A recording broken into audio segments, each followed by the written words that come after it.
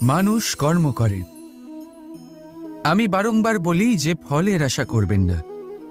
তাও মানুষ কোথাও না কোথাও নিজের কর্মের বদলে কোনো না কোনো ফলের আশা অবশ্যই রাখেন। কখনো তিনি সফল হন, কখনো অসফল।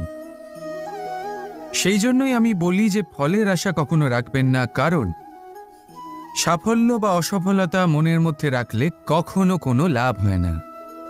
যদি সাফল্য মনের মধ্যে রাখেন তাহলে অহংকার জন্ম নেবে। যদি অসফলতা মনের মধ্যে রাখেন তাহলে এক হীনমন্যতায় আপনি ভুগবেন, যা দিয়ে কোনো শুভকর্ম হবে না। সেই জন্য শুধুই কর্ম করে যান, কর্মেই মগ্ন থাকুন। আর আসুন আমার সাথে ভালোবেসে বলুন, রাধা রাধা। জীবনের এই পথে এগোতে এগোতে আমরা কোথাও থেমে যাই। আমরা জানি না কেন। আমরা চেষ্টা করি যেন আমরা সামনে এগোতে পারি, কিন্তু এরকম হয় না। কি কারণ হতে পারে এর? আসুন আমি আপনাকে বোঝাই। মনে করুন আপনি কোনো রাস্তায় হাঁটছেন, আপনার পা মুচকে গেল, আপনি পায়ে আঘাত পেলেন। এখন এই আঘাত যদি আপনাকে পথ চলতে বাধা দেয় তখন আপনি থেমে যান।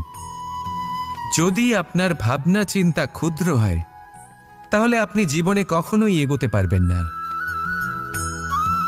ভেঙে যাওয়া কলম দিয়ে আপনি কখনো চিঠি লিখতে পারবেন না। ঠিক সেইভাবেই যদি আপনার মনে অন্যের জন্য হিংসা থাকে তাহলে আপনি আপনার নিজের ভাগ্য লিখতেই পারবেন না। কাজের প্রতি আলস্য আপনাকে কখনো ধনী হতে দেবেই না, আর ধনের প্রতি লোভ তা আপনাকে কখনো মহান হতে দেবে না। ছোট একটা কথা, কিন্তু এ হলো অত্যন্ত গুরুত্বপূর্ণ। ভাবনা চিন্তা অবশ্যই করুন, আর বোঝার চেষ্টা করুন সেটা যা আপনি বুঝতে চান। হতে পারে আপনি এমন কোনো পথ খুঁজে পেলেন যার ফলে আপনি কোনো খারাপ পথে যেতে যেতে থেমে গেলেন, বা আপনি এমন কোনো অর্থ খুঁজে পেলেন যা আপনাকে মহান হবার পথে অগ্রসর করে দিল। রাধা রাধা।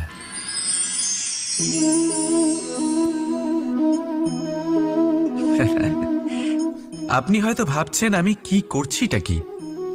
আজ আমি ভাবলাম যে রান্না করতে একটু সাহায্যই করে দিই, তাই চাল বেছে দিচ্ছিলাম।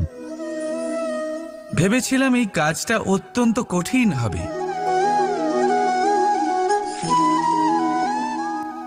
না, সহস্র ভালো চালের মধ্যে থেকে দুটো কাকুর বাছা শুধুমাত্র অভ্যেসের ব্যাপার। বাস্তবে কঠিন কাজ আর শিল্পকলা সেটাই যেখানে কয়েক হাজার কাকরের মধ্যে থেকে একটা রত্ন বের করতে হয়। এবারের সারমর্ম কি হতে পারে? সারমর্ম হলো এটাই, বড় তিনি হন না যিনি মানুষের মধ্যে খামতি বের করেন। মাহাত্ম্য তাতেই, শ্রেষ্ঠত্ব তাতেই, যা অন্যের ভেতরে থাকা ভালো গুণগুলি বের করে তার সম্মুখে, এই সংসারের সম্মুখে প্রস্তুত করতে পারেন। আসুন আমার সাথে ভালোবেসে বলুন, রাধা রাধা। কোনো ব্যক্তির নির্মাণ হয় কিভাবে?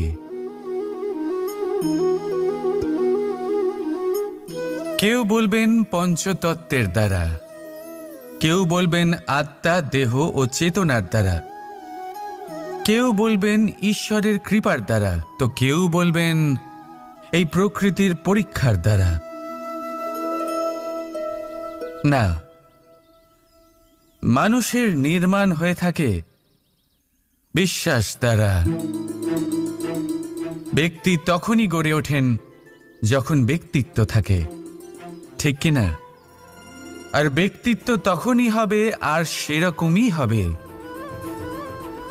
যেরকম বিশ্বাস আপনি নিজের উপরে রাখবেন। যদি আপনি মনে করেন আপনি বিষের ন্যায় হবেন তাহলে আপনি বিষাক্তই হবেন। যদি আপনি এটা মনে করেন যে আপনি অমৃতের ন্যায় হবেন তাহলে আপনি অমরই হয়ে যাবেন। যদি আপনি নিজের উপরে বিশ্বাস রাখেন যে আপনি সংসারের সব থেকে উঁচু পর্বতের শিখরে পৌঁছতে পারবেন তাহলে আপনি অবশ্যই পৌঁছবেন। যদি আপনার এরকম মনে হয় যে আপনি এরকম কখনো করতে পারবেন না, তাহলে এরকম কখনোই হবে না। ভেবে দেখবেন, বিশ্বাসের মধ্যেই বিশ্ব বাস করে থাকে। তো আপনার অস্তিত্ব কেন করবে না? যেমন বিশ্বাস আপনি নিজের উপরে রাখবেন, তেমনই আপনি হয়ে উঠবেন। সেই জন্য নিজের উপরে বিশ্বাস রাখুন। আর হ্যাঁ, ভালোবেসে বলুন, রাধা রাধা। এই সম্পর্ক হলো গুরু এবং শিষ্যের। গুরু হলেন ধনুকের সেই প্রত্যঞ্চার মতো, যিনি নিজেকে পেছনে রেখে শিষ্যকে তার গন্তব্যের দিকে এগিয়ে দেন, তাকে নিজের লক্ষ্য ভেদ করতে দেন, আর সর্বদাই কঠোর হয়ে থাকেন যাতে শিষ্য কখনোই নিজের লক্ষ্যচ্যুত না হয়। ধন্য হলেন এমন গুরু যারা শিষ্যকে নিজের গন্তব্যে পৌঁছেও দেন এবং তার সব কৃতিত্ব তাকেই দেন, নিজের শিষ্যকে, নিজের বাণকে। তাহলে আপনারা চিরকাল এরকম গুরুকে মনে রাখবেন, সর্বদা তাদের সম্মান করবেন, সর্বদা তাদের ভালোবাসবেন, কখনো জীবনে পিছিয়ে পড়বেন না আপনি। আসুন আমার সাথে ভালোবেসে বলুন, রাধা রাধা। আপনি কি কখনো কোনো উঁচু পর্বতের শিখরে পৌঁছতে পেরেছেন? যদি পৌঁছে থাকেন বা যদি আপনি কোনো উঁচু পর্বতের শিখরে যান, তাহলে ভালো করে দেখবেন, আপনি যত উঁচুতে অগ্রসর হতে থাকবেন, আস্তে আস্তে সমস্ত বনস্পতি বিলুপ্ত হতে থাকে। তারপরে সমস্ত গাছপালা, পশু পাখি সব বিলুপ্ত হতে থাকে। শেষ পর্যন্ত সেই শিখরে থেকে যায় শুধুমাত্র শান্তি, নীরবতা। আমাদের মানুষের সাথেও এটাই হয়। মানুষ যখন আত্মবিকাশের পথে অগ্রসর হতে থাকে এবং নিজের জীবনের শিখরে পৌঁছতে চায়, তখন তার একা থাকা অত্যন্ত প্রয়োজনীয় হয়। আর তাকে তখন ত্যাগ করতে হয় নিজের সুখ স্বাচ্ছন্দ্য, নিজের সম্পত্তি, নিজের সমৃদ্ধি, নিজের সৌন্দর্য। দেখুন, জীবনের শিখরে পৌঁছনো একেবারেই সহজ কাজ নয়। এ হলো অত্যন্ত দুর্গম এক পথ। কিন্তু যদি আপনি সেখানে পৌঁছতে চান, তাহলে আপনাকে ত্যাগের প্রবৃত্তি জাগিয়ে তুলতে হবে। ত্যাগ কি সেটা জানতে হবে, কারণ ত্যাগের ফলেই মনে শান্তি আসে, আর সেই শান্তির ফলে মনে উৎপন্ন হয় প্রেম। আর এই প্রেমই হলো জীবনের অন্তিম লক্ষ্য। তাহলে আসুন আমার সাথে ভালোবেসে বলুন, রাধা রাধা। মানুষ নিজের জীবনে ঈশ্বরকে খুব মান্য করে, ওনার জন্য কি না করে। ভিন্ন ভিন্ন নামে তাকে স্মরণ করে, তাকে পুজো করে, তার আরাধনা করে। সে জানে যে ঈশ্বর তাকে শক্তি অবশ্যই দেবেন, তাকে সাহায্য অবশ্যই করবেন। কিন্তু যখন প্রশ্ন আসে গুরু এবং ঈশ্বরের, তখন গুরুর মান কখনো কম হওয়া উচিত নয়। কারণ সত্যি বলতে কি, গুরুই হলেন সেই সিঁড়ি যা বেয়ে আপনি ঈশ্বরের কাছে পৌঁছানোর পথ খুঁজে পাবেন। সেই পথ আপনি গুরুর থেকেই পাবেন। গুরু না থাকলে আপনি কখনো ঈশ্বর লাভ করতেই পারবেন না। আর জীবনে অনেক সময় লক্ষ্যের থেকেও অনেক বেশি গুরুত্বপূর্ণ হলো পথ। তাই এই পথের সম্মান করতে শিখুন, অর্থাৎ গুরুকে সম্মান করতে শিখুন, কারণ গুরুই হলেন পরমেশ্বর। তাহলে আসুন আর আমার সাথে ভালোবেসে বলুন, রাধা রাধা। পঞ্চমহাভূত, জীবন রচনায় এর অবদান অনস্বীকার্য। এই পঞ্চমহাভূত আসলে কি? জল, বায়ু, অগ্নি, মাটি আর আকাশ। এবার শুধুমাত্র জীবন রচনায় এর অবদান আছে তা নয়, শুধু শরীর রচনাতে এর যোগদান আছে তা নয়, বরং এরা হলো আমাদের জীবনের সবথেকে বড় শিক্ষক। এবার আপনারা সকলে চমকে যাবেন, হয়তো আপনারা এই দৃষ্টিভঙ্গি দিয়ে কখনো দেখেননি। আমি আজ আপনাদের বোঝাবো। এদের মধ্যে সবথেকে বড় তত্ত্ব জল। এই আমাদের কি শেখাচ্ছে? এই জল, এর নামই হলো জল, কিন্তু এ কখনোই আমাদের জ্বালায় না, আমাদের জ্বলনের কারণ হয় না। তাহলে কি করে? আমাদের তৃষ্ণা মেটায়, আমাদের শীতলতা প্রদান করে, জীবন দান করে। এর দ্বারা আমরা কি শিক্ষা লাভ করি? যে আপনার উৎপত্তি যেখান থেকেই হোক না কেন, আপনি যেখানেই জন্মগ্রহণ করুন না কেন, আপনার কর্ম সর্বদা শ্রেষ্ঠ হওয়া উচিত। আপনি জলকে যে কোনো পাত্রে রাখুন না কেন, সে সেই অনুসারেই নিজের আকার ধারণ করে নেয়। এর দ্বারা আমরা কি শিক্ষা পাই? এই শিক্ষাই পাই যে যে কোনো পরিস্থিতিতেই নিজেদের মানিয়ে নিতে হবে, নিজেকে সেরকম করে নিতে হবে। যে দেশেই থাকি না কেন, যে স্থানেই থাকি না কেন, যে পরিস্থিতিতেই থাকি না কেন, যে ব্যক্তির সাথেই থাকি না কেন, আমাদের সুখময় হয়ে জীবন অতিবাহিত করা উচিত। দেখুন, আমাদের কত বড় একটা শিক্ষা দিল এই জল, যা আমরা কোনোদিন দেখতেই পাইনি। নিজেকে জলের মতোই করে তুলুন। সুখের ধারায় স্বাচ্ছন্দ্যে প্রবাহমান হতে থাকবেন আপনি। নিজের আকারকে ভেঙে ফেলুন, নিজের সীমা লঙ্ঘন করুন। আপনি অবশ্যই একদিন মহানুভবতা অনুভব করবেন। তাহলে আসুন আর আমার সাথে ভালোবেসে বলুন, রাধা রাধা। আপনি কখনো কোনো পর্বতে চড়েছেন?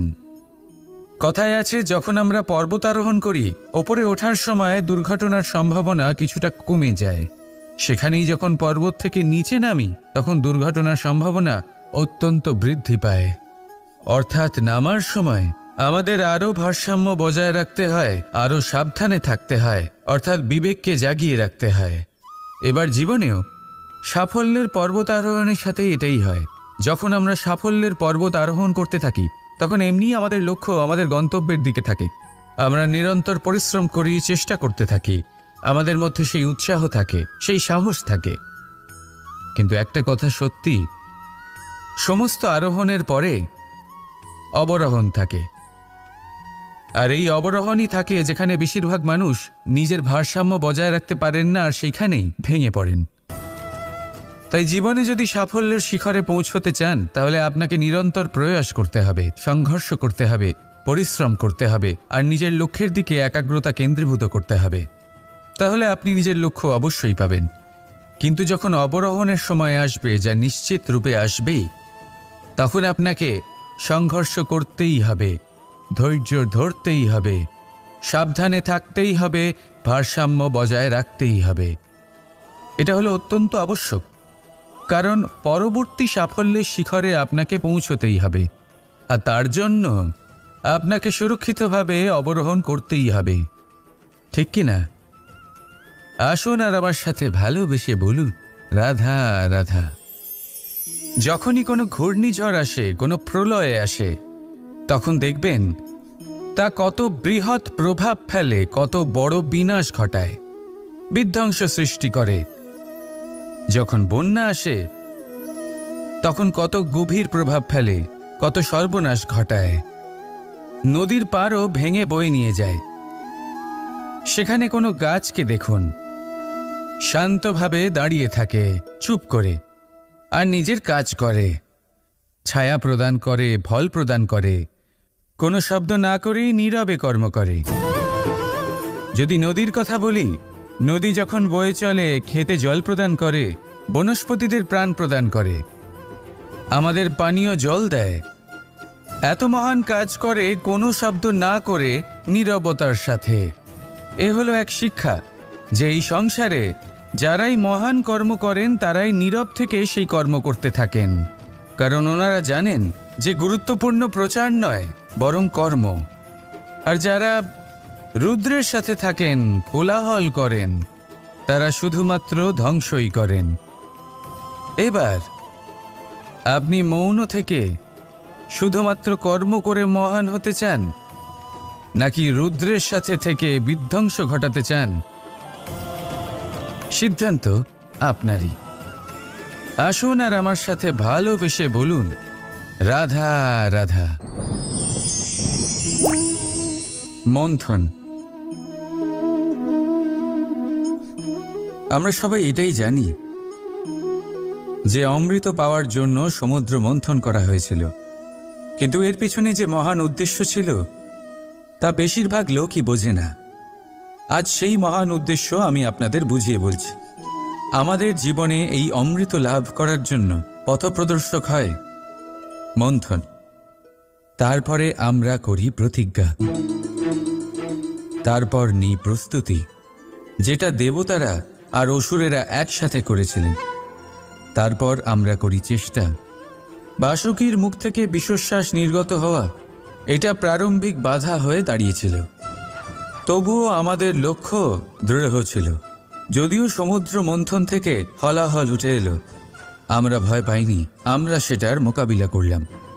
ঠিক সেই পথেই যখন আমরা অনেক অমূল্য রত্ন পেলাম, নক্ষত্র পেলাম, সেটার প্রতি আকর্ষিত না হয়ে অমৃত লাভ করার পরেই আমরা শান্ত হলাম। এইভাবে যদি আপনি নিজের জীবনে প্রতিজ্ঞা, প্রস্তুতি, চেষ্টা, দৃঢ় নিশ্চয়, অটল থাকা আর আকর্ষণ থেকে বিরত থাকেন, যদি এইসব গুণ আপনার ভেতরে একত্রিত করে নেন, তাহলে আপনিও আপনার জীবনের অমৃত অবশ্যই লাভ করবেন। রাধা রাধা। চিন্তা।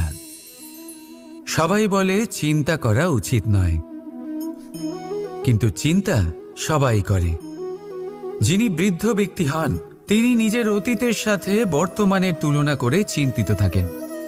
একজন যুবক ব্যক্তি ভবিষ্যতের বিষয় চিন্তা করে, নিজের লক্ষ্য কিভাবে পূরণ করা যায় সেই চিন্তায় মগ্ন থাকে। শুধু একজন বালকের না তো তার ভবিষ্যতের চিন্তা থাকে আর না অতীতের দুঃখ থাকে। আর এরকম কেন? কারণ সে শুধুমাত্র বর্তমান নিয়ে ভাবে, আর তাই সে সব থেকে বেশি সুখী। তাই মনে রাখবেন, যদি আপনি আপনার বর্তমানের বিষয়ে ভাবেন, তাতে বাঁচেন, সেটাকে ঠিক রাখেন এবং সেটাকে আরো ভালো করে তোলেন, তাহলে আপনার অতীত আর আপনার ভবিষ্যৎ আপনা থেকেই ঠিক হয়ে যাবে। আসুন আমার সাথে ভালোবেসে বলুন, রাধা রাধা। সংসারে সব থেকে বড়, সব থেকে মহান কোন প্রাণী? এবার আপনাদের মধ্যে কেউ বলবে মানুষ, কেউ বলবে সিংহ, আর কেউ বলবে হস্তি। কিন্তু না, সংসারে সবচেয়ে মহান প্রাণী হলো বৃক্ষ। সেই বৃক্ষ যা আমাদের আহার করতে ফল দেয়, বাঁচার জন্য প্রাণ বায়ু দেয়, গরমে শীতল ছায়া দেয়, আর শুকিয়ে যাওয়ার পরও আমাদের জ্বালানোর জন্য কাঠ দিয়ে যায়। এবার আপনারা হয়তো ভাবছেন, আমি হঠাৎ বৃক্ষের গুণগান কেন গেয়ে চলেছি? আমার বলার উদ্দেশ্য ওই বৃক্ষের অনেক গভীরে, সেই বীজকে নিয়ে, যা আপনাকে না ফল দেয়, না ছায়া, আর না কাঠ। শুধু ভিজে মাটির নিচে সে লড়াই করতে থাকে, অঙ্কুরিত হয় মাটির নিচে একটি বৃক্ষকে আকার দেওয়ার জন্য। প্রদীপ কি? সাধারণ একটা মাটির পাত্র, কিন্তু জলবায়ু নিয়ে সে যখন জ্বলে, সমস্ত সংসারকে সে পথ দেখাতে থাকে,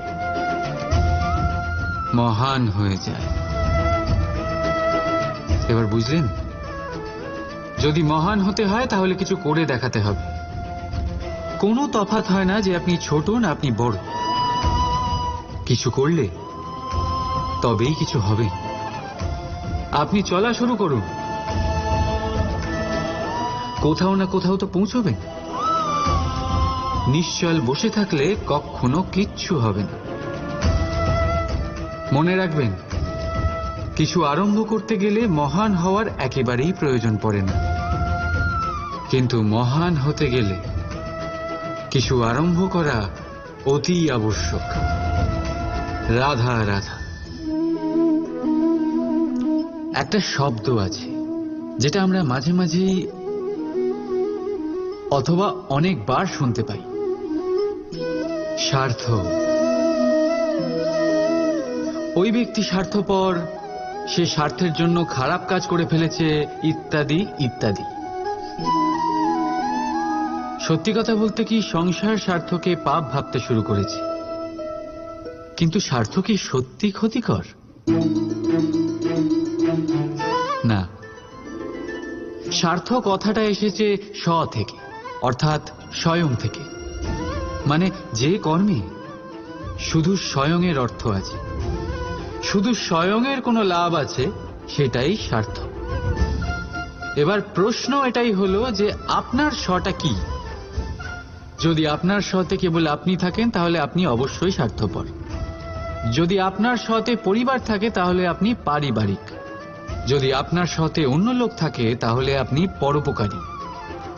আর যদি আপনার স্বতে এই সংসার থাকে তাহলে আপনি পরমার্থী। তাহলে নিজের স্বার্থ থেকে দূরে যাবেন না, সেটার বিস্তার করুন। নিজের অস্তিত্বের বিস্তার করলে এই স্বার্থ নিজেই পরমার্থে পরিণত হবে। রাধা রাধা।